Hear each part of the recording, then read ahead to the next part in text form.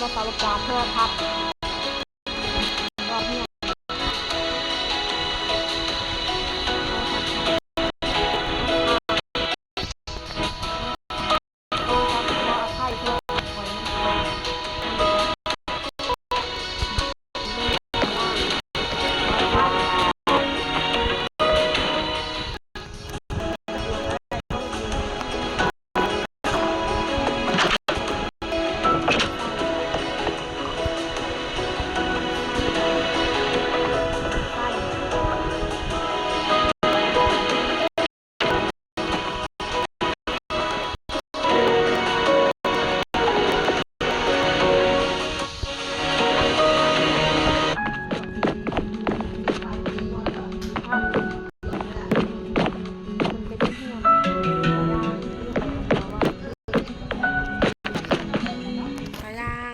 คือทั้งเฮียนเนี่ย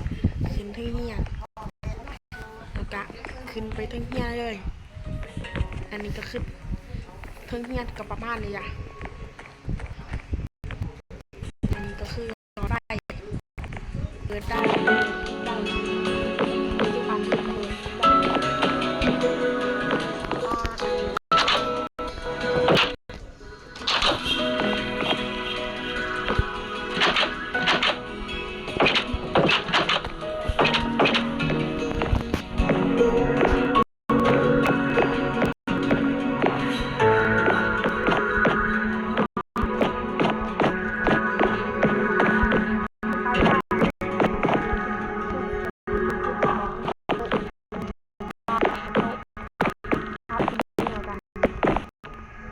ว่าขั้นเอา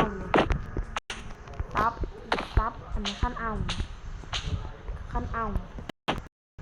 อันนี้ก็ที่ตู้เย็นตู้เย็น